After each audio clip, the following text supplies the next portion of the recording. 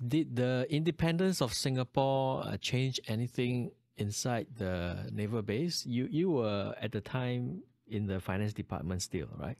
Yes, yes, in 65, yes.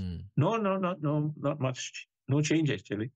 We were still enjoying under the way of the British administration until 1968, when the dockyard became a commercialized shipyard in 1968. Did the British announcement, right, that they're going to pull out faster, and later on the dockyard commercialized into a shipyard, as you said, Sembawang Shipyard, did that surprise you? Yes, we were wondering how can we actually attend to the commercial vessels, because all our workforce was exposed to all military naval vessels, the destroyers, the frigates, the aircraft carriers and supply ships. I don't think any of them have seen those commercial vessels, even fishing vessels coming into port those days. So in a way, the managing agents, Swan Hunter Group, has actually very capably able to turn the workforce from those background into commercial thinking. That, when you have a commercial vessel coming, you are looking at turnaround time. You have to finish the work and return it to the owners, so we can, for the space, we can bring in more vessels and things like that. So that was a big lesson for a lot of us to learn. Just for context, Singapore government was not confident about running the Sembawang Shipyard, so they had this British firm, right, marine firm called Swan and Hunter, to come in and manage the shipyard for a few years. Yes. Tell us, Peew, what are the differences in terms of naval work and commercial work? Like I said, as I see how the work habit was, attending to naval crafts, I don't think there was a sense of urgency in the sense. It's like, you're there to do that part of the work, you just do it and get it done with. Just like about no deadline, and quite unlike a commercial vessel, like I said, they need turnaround. They want to come in and get whatever need done, fitted, fixed, and then off they go. So that was the, I think, major difference. Guys will have to look at what they call, the ship, some list, they call it a repair list, that the owners or the managers of the ship has in place for the shipyard, which awarded the contract to look at. So they have to go through the whole job list and then do it according to the time that's given us to turn the ship around. So am I right to say the work is more or less the same, but the pace of the work, the volume of the work, very different? Oh yes, I can say that, yeah. Not as laid back. Those days were a little laid back. Well, I have 2-hour lunch. Is that possible? Well, you still have an hour's lunch break. We always have. Even when the shipyard was incorporated, the Employment Act allows us 1 hour lunch break. So we still have that is 1 hour spent. Of course, it's unpaid. So we have 8 hours work from 8 to 5 instead of 8:30 to 4. So yeah, longer working hours. Yeah, we're going to do a deep dive into this change. Yeah. So maybe just to look at the bigger context a little bit. So when the British left, the government acted very quickly to take over the real estate, including the naval base, the staff quarters, and of course that dockyard, the naval dockyard. They used to service the naval ships. Yes. That would now, they decided to make it into a business, a project, yes. right? run by Swan Hunter. And that meant a big change for the people who worked there. So tell us, Pew, your father, was he still working in the dockyard at the time?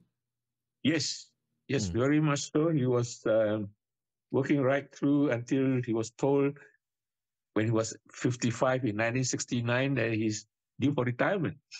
He came back home and tell me, son, I'm retiring. I said, you retiring for what? He said, I'm 55. I'm retiring. So I said, what then? He said, oh, the company has offered us retirees year to year, subject to health, to continue if we like. So he continued as fit as he was to be able to work. He continued to work. 69, the shipyard was already commercialized, right? Yeah, 68. 1st December, actually. Yeah, correct. 1st December 1968, it was commercialized and called Sembawang Shipyard Private Limited.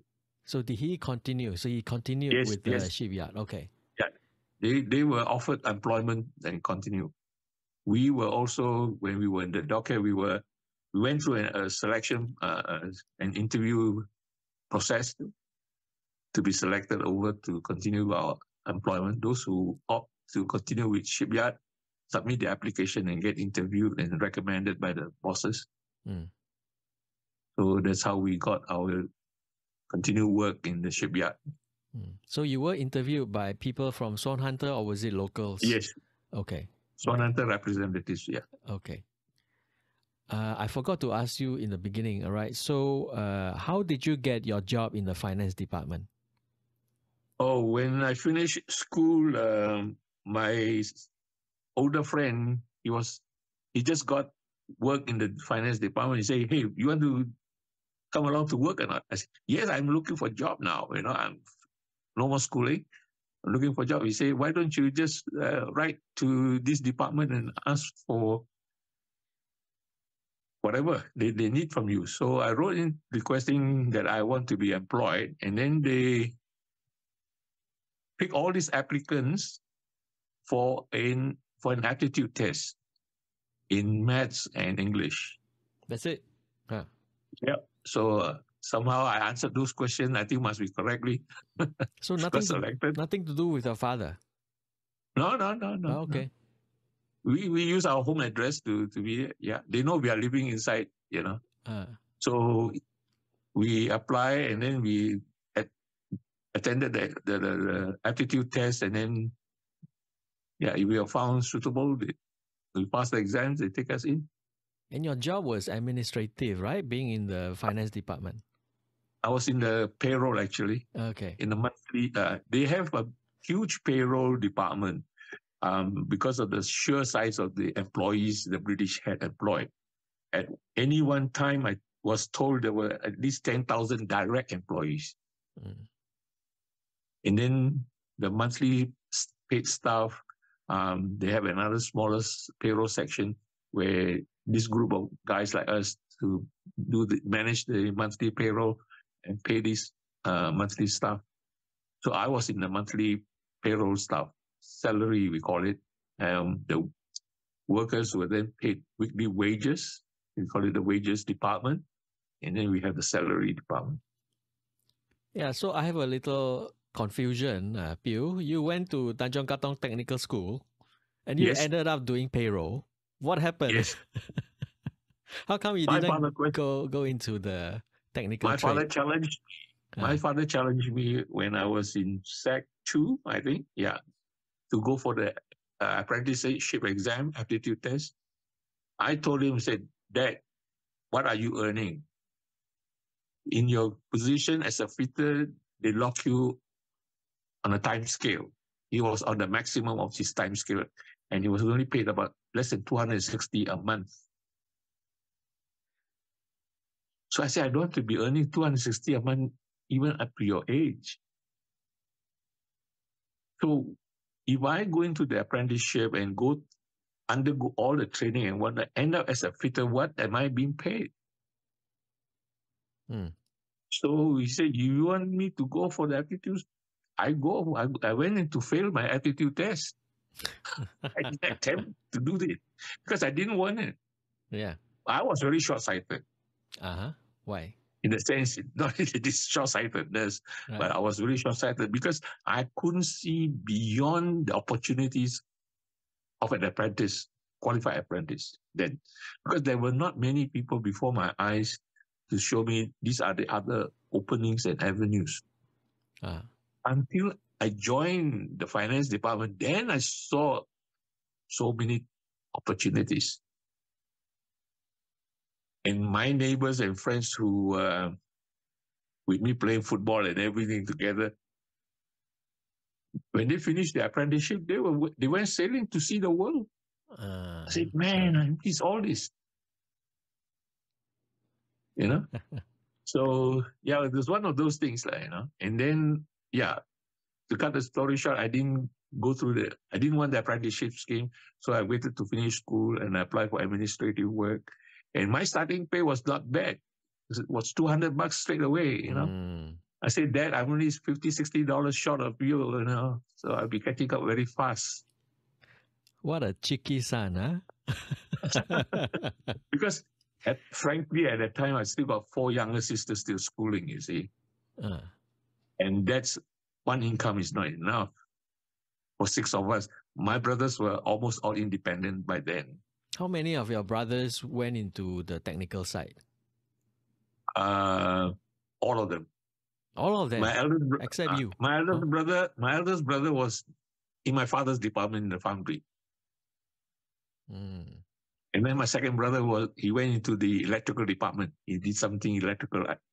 So anything electrical in the house, we have him to attend to. And then my third brother went to the RAF apprenticeship.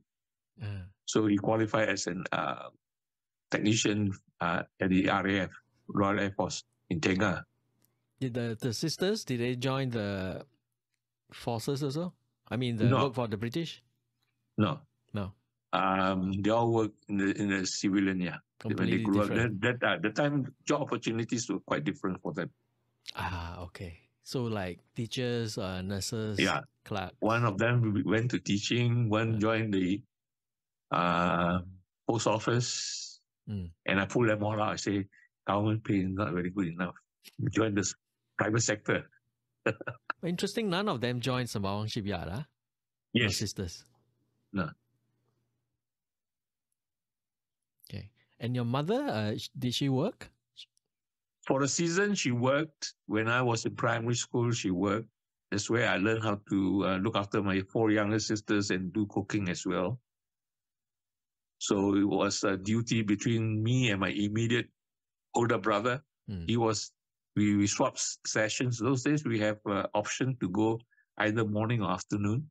Or in fact, the school has a system, education system has it. We guys were allowed 1 year in the morning and the following year in the afternoon school, up and down that way. So we juggle between ourselves. So we exchange batons. When the time comes, when he finishes school, I hand over to him to look after my sisters, then I go to school, or vice versa. Coming back to the British withdrawal, when they first announced the pullouts, was there a big concern about redundancy? Yes. Where will be our next job? Because we look around, the army is losing, the guys in the army also losing their positions. And so many, in fact, some of them were already transferred from the army to our naval departments, the CVs, the clerks and everybody. There were some movements already then. I think the army moved out quite fast, I think. Okay. So, yeah, we were all very worried, concerned. But then they say, in the case of the shipyard dockyard, we will convert that into a commercial shipyard and we will have continued employment for the workers and for some of the staff. So those of you who wants to continue working there, you can apply for it and get interviewed and selected. So I didn't want to wait for the British to completely withdraw. So I went out to venture into shipyard. So got selected. So continue to work in the payroll. Actually, I'm very interested, Pew, in what you just said just now. A lot of during the British pullouts, a lot of the clerical workers, right, they had to go undergo retraining under the BEC, the Basis Economic Conversion Department. Was that also something that you encountered? Yes, we were told that those retraining schemes and programs were available to any one of us. And I think we have a few friends who opted to attend those retraining. And yeah, but one of them at least went, and then he came back to continue with his clerical duties. In fact, he told me he went for a course on tracing, technical drawing tracing. He wants to be a tracer. He's an artist himself, so he thought it was easy. And I don't know why he didn't pick it up after that. Yeah, I think we should emphasize that retraining was very tough, right? Because, we were not really, we didn't have the mindset at the time, the urgency and the need for all those things. Maybe our mind was still very untrained in a way of the economic complexities and things like that, and also how it might affect the country nationally with a situation when you have a vacuum suddenly, of the British leaving 10,000 people unemployed, not counting the army, not counting the Air Force, and the indirect employees like those AMAs. Yeah. So there would be a huge vacuum of unemployment. So we didn't see all that enormity at one go. We're just taking it day by day and say, if there's a job, we continue to work and things like that. We'll try and thrive on. I mean, I would imagine the older you are, right, the harder it will be to retrain. Oh yes, because of the mindset. I mean, if you have been working as a clerk for 30 years, how do you retrain? Yes. Yeah. Did your father was he continued as the same fitter, trade? No, right? yeah. So not a problem for him, right? Yes. Do you know anyone? Yeah, inside the finance department, right, who were older and had to be retrained? No, not that I know, but I know of some friends who are from another department. Like there was one late friend who used to be working for the equivalent to the public works here, the civil works. And then he was retrained to be a welder. So it's totally, but masonry to welding, and this is commercial welding. So it was totally, I don't know how he managed it, but he made it good. He did it. He became a lead man in the team later on. We call it a charge man. He became a charge man. Right. And he did good. So not much change in terms of the kind of work you were doing when you went into the shipyard. But what else changed in terms of working in the Sembawang Shipyard? Computerization. The introduction to computerization. When I was working, we were in an age where we don't have the use of a calculator. We have what to help us was an adding machine in the brand of Olivetti. There's a hand cranking one, and then the other one, the faster electric driven one, adders. So all that we had was doing an adding machine that I think was able to do some multiplication, division, something like that, basic arithmetics. And then when they talk about computerization, we were wondering what is computerization about? And then they were breaking down walls and all that, establishing the computer room and all that. And we were trying to first, our boys were retrained from within. We have selected also through aptitude some of the people in the office to be programmers and everything else, systems analysts and all that. And we also train a group of young people to do punch cards. So those days, the mainframe was really a huge thing. We were introduced to mainframe computers way back in 1969, I think, early 69, where we installed the ICL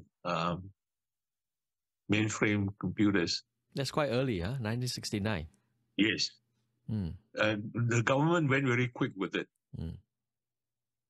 And we saw all our clerical work also being changed almost overnight. So we didn't have to do so much manual calculation. It's all just punch numbers and then send in coded, and the punch card girls will punch and get it all done up and put into the reader and then into the computers. So computerization was one of the early things that we were introduced to, and I think that has changed a lot of our thinking and our outlook, because other parts of Singapore were also being computerized. Were on a computerization program. Yeah, actually, LKY is very forthcoming with his vision. And I remember in one of the addresses, he had this vision of Singapore being totally computerized, if not close to totally, in the early 80s. So he gave ourselves about a 10 years program to computerize.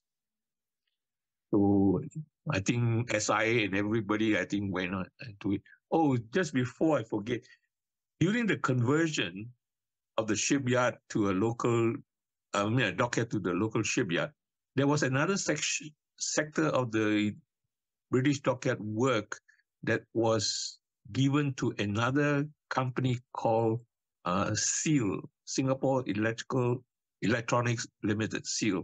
I think that company has now been merged with Singapore Technologies, I think. And they were doing all the electronic stuff, avionics and all that. So they, for a while, for a season, they had their premises within the dockyard, shipyard, until they pull out and then base themselves in Seletar, and then later, I think, to Paya Lebar. Yeah, actually, in those late 60s, that was a big period of change, right? Not only the British were leaving, but the jobs were also changing, and the volume of work increased a lot, and the management also changed at Sembawang Shipyard. It was really a young man's world, a young people's world, and those of your father's generation, unless they were lucky enough, right, to be able to retire or get a golden handshake, those who still had to work, the older folks, not an easy time. Correct. But we, in our younger ages, we were able to continue to support the family and things like that all the way through. Yeah. And also that was also the time and season of Singapore's young industrialization program, where we have the other semiconductor firms coming into Singapore, Texas Instrument, Fairchild and all that, Philips. So everything else was getting into sync in the digital and computerization stuff. Yeah, and the shipyards, right? The marine industry, Sembawang Shipyard, of course. Keppel also came up around this time. And of course, in Jurong, they built Jurong Shipyard. And of course, a lot of other shipyards, the Japanese, the Western shipyards came to Jurong. Stelco and all that were there, yeah. The smaller one, like Waspatonic Prof and all that, got merged. Yeah. 100 people came in to manage the shipyard and was going. I don't know whose foresight was this, that because of the growing tanker traffic, the very large crude carrier tanker traffic was going heavily around the world, that since Singapore is an ideal stop spot, a pit stop place, so we went in to invest in the 400,000 deadweight dry dock. That's the premier dock that we created. That's where we were introduced by Swan Group with this Australian company, Tis Petro Sea, to build that. And there was a lot of R&D on building that new dry dock parallel to the existing KG6 dry dock. It is 4 times its size. So they have to calculate the water pressure, the intake of the water pressure in the new dry dock on the smaller dry dock. Will it collapse or not? Will the walls collapse?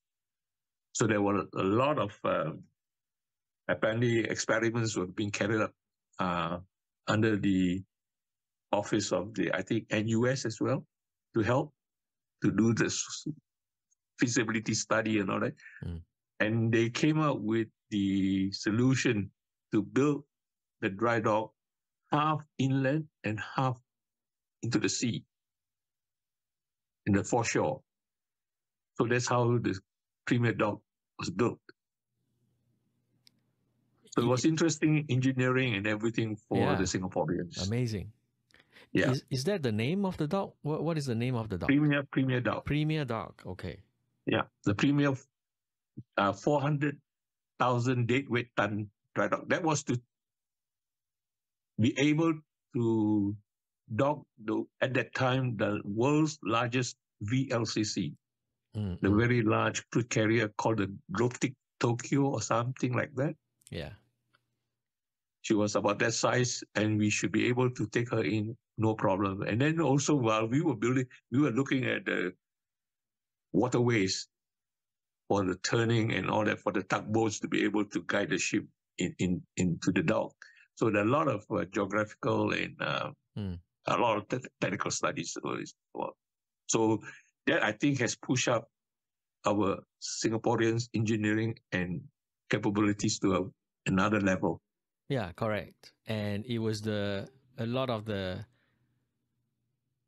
younger trained, technical trained people who were actually doing the work for this kind of industrial expansion, right? So I want to ask you a question, like how do you get those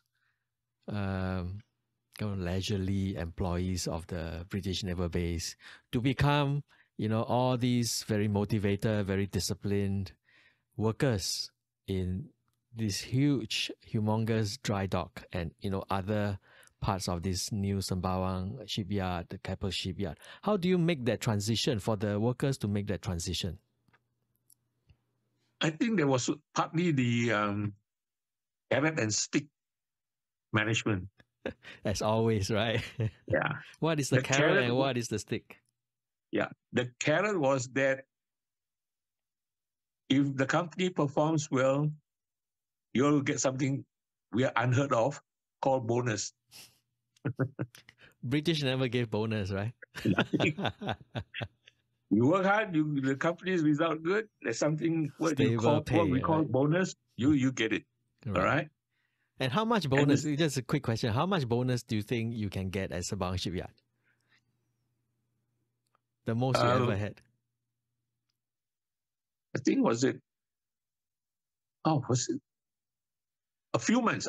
I can't remember whether it's 4 or 6 months. It was a big one. Is it a lot, right? Yeah. It's big. It's a big one. We had one big one, real big one. But then late Hon Siu Sen, I think for his wisdom, he said any company wanting to pay more than 3 months has to seek approval because he doesn't want the island to be flooded with cash and cause us crazy economy. Inflation. Going the wrong direction, You got guys with too much money and, you just splash it. And just things we can get out of hand. So at one stage, any company wanting to pay more than 3 months, I said, remember, has to have Ministry of Finance approval. But I'm sure the shipyards could get approval, right? They are Yes, integral. yes, yeah. Hmm. And also at that time, before that, the stockbroker companies and some of the banks, I was told, they're already receiving 5-6 months bonuses. In fact, stockbrokers almost a year. Really? Wow. Yeah. When the stock exchange was booming at that time, so I think that control or quietened down that a little bit. But then for us in the shipyard, we had something new called bonus. So I think a lot of people were motivated in that sense, because they say there is a formula to work on. They call it the productivity incentive scheme. So they have an arithmetic formula for it. So at the end of the financial year, they get the net result, and using this formula, they say, okay, you guys negotiate with the union, you get 4 months, 3 months, and all that. And so everything was paid in cash those days. They got no direct credit those days yet. Except the CPF lah, right? CPF is deducted and then paid over, yeah. And what was the stick? The stick was the Employment Act. It was very stiff. Stick to the word 44-hour week. Then reduce leave 7 days. When we were in the British, we were given 21 days. We don't have to apply leave. I personally don't have to use my leave. Instead of using the annual leave granted to me, what I use is what they give us uncertified sick leave. You can just sign your own letter and tell the boss, hey, I got a stomachache, I can't come to work, and then you're given sick leave. So we use that kind of leave instead of our annual leave of 21 days. I don't know if you have been following the news in Singapore, right? We had this little announcement that doctors should prescribe MCs properly now, or they might be disciplined. Yeah, I read somewhere. Tell us, during the British days, right, Naval Base, MCs, what was the situation? Oh, you can buy them. Honestly, you can buy them. You can just go to a GP and you just create your own voice. I got a sore throat. You will just write you a certificate, 2 days off, or whatever, for $3, and you take along on your way out a bottle of whatever he prescribes you. And it's for $3, you get 2 days off. Don't have to go to work. And throw the bottle into the drain, right? Can you do that in Sembawang Shipyard? We tried, but then management was smart. They brought in an in-house doctor, GP. So that GP was under guidance of management. So the naval base doctor was not? No, we didn't. You can use, but in fact, you can use the government's polyclinic. Okay. But then you have to go to the reason why you're not seeing our own local doctors. Because of your sickness, you cannot travel. The polyclinic was nearer your home. They can excuse you. But if you're not well at work, you get an in-house doctor down there to attend to your needs. Right. Okay. So coming back to the Employment Act, so what you're saying is that it increased for the big bonus that you're getting, the amount of work that you had to do. Yes. And then we were taught turnaround time. Because we also share with the workers, if we fail to meet the deadline, we are into liquidated damages to the owners or managers of the ship, which is based on US dollars, depending on the size of the vessel, how much you have to pay the penalty. So if there was any profit, it will all be just swallowed up by paying off these liquidated damages. So they were very conscious of the turnaround. Did you know that Sembawang Shipyard had to pay such damages, actually? I think we were, it's in the contract. The liquidated damages. Did it actually have to pay out because it happened? Did it happen? I can't remember any situation that would happen. No, I don't unlikely, think right? yeah. In fact, we were doing, at one stage, we developed ourselves so efficient that we were doing what we call triple banking. Along the berth side, you normally berth one ship, but the traffic was so heavy and we could do the work turn around so quick that we can berth the next ship next to it on the outer and another on the outer, 3 berthings, using one shore berth, one landing. We park or berth 3 ships. What? Side by side or side by side? Back to back, side by side. Side to side. Oh, okay. So guys who cross from one ship to another ship to do their work on gangways and other connections. Okay. So for that berth side, length of maybe say 1,000 foot, we can do, instead of one ship, we do 3 ships at one go. Right. So to use your word just now, right? Can you still monkey around during Sembawang Shipyard? Not really. We didn't have that time already. We were so conscious about, the productivity, the work, and everything else. Even in the office, we couldn't really sit back anymore like before. Very focused work. There is this famous book, right? The Hearts and Minds, right? The Sembawang Shipyard story, written by the historian Melanie Chu. I didn't read that book yet. It's a huge book. I can show you next time. She talked about things like gambling. That workers used to gamble in the dockyard, things like that. Everybody, yeah. But now it's all cracked down, right? Under Sembawang Shipyard, the management was very strict about these sorts of, idling around. Yes. Those days, a lot of the people from the office to the yard, they have a lot of spare time. So they muck around. Even in the toilets, they gamble among themselves in the toilets. Yeah, that's right, toilet.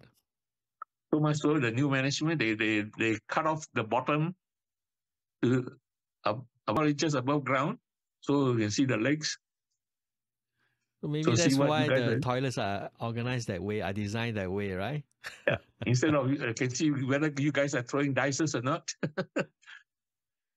The saying I learned is, when you put 2 Chinamen together, you get a gambling debt. You put 2 Indians together, you get a union.